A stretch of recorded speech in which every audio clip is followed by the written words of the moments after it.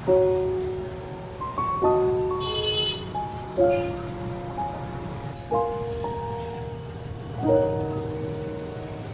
po kayong mura na sapatos?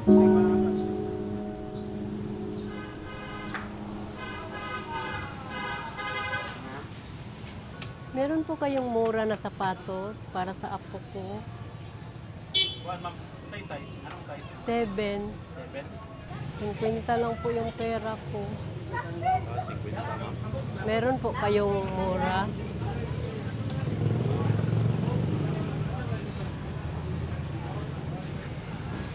Seven siya ma'am, no? Opo. Makitaan na lang ako ma'am. Bahay ma'am, no? Babae. Yan niya ma'am. Pera na yun. Baligyan niya ma'am gulay ma'am. Baligyan na niya ma'am. Tagdi. Thank you Bili ma'am. po kayo. Ha? Bibili po Oo, nang kayo. magudaghan ako. Meron kayong mura? 50 lang kasi ang pera ko. Pwede to.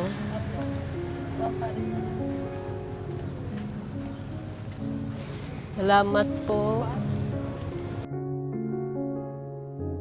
Try mo ha, ma'am. Sapatos. Magkano po? Asa na, ma'am? Yung size 7 or 8. Ikaw yung susuot. Yung ako po. Ito. Magkano po? 50 na lang yan sa'yo. Thank you.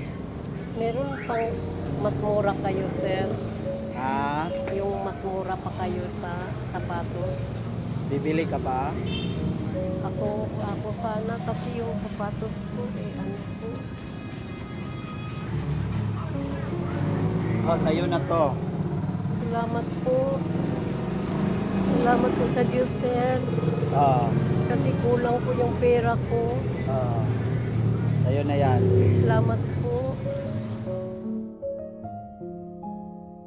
Kahit ako, dami kong problema, may mas nangangailangan pa talaga.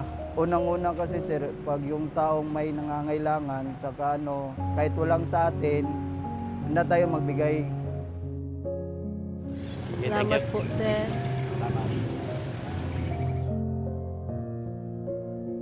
Naluoy ra pud ko. Oo. Kay agi pud binan ako sa una. Mga ina makarelate ko sa iya ba. Ang purpose lang gid ato nako ato para makatabang jud ko. Para ang yang apo na siya na masuot ko. Kay luoy man gud og ang kuan bata nga walay masuot ba. Mag tiniil ra na gisi ang mga sapatos. Mo to nagunahon na pud ko nga ako na lang yata og barato para kuan siya. Nay magamit ang yang anak. Salamat po. Sa atong kinasing-kasing nga atong pagtabang, atong ginagawang angay dapat tabangan. Masking gamay lang nga kantidad, dako na ng kuan para sa atong malipay ng Ginooan. Kailangan kita mo tabang kay murag initiative na lang gali siya. Na kailangan juga mo tabang. Parang magaan yung loob natin, lalo na pag ano, totoo talaga sa puso mo, kahit walang kapalit. Basta ano lang, bukal sa puso mo. Nagpasalamat ko sa Ginoo nga gihatagan na pud ko niya og kanang other pa nga adlaw kahit sa papaano makatabang gyapon ta ginagmay.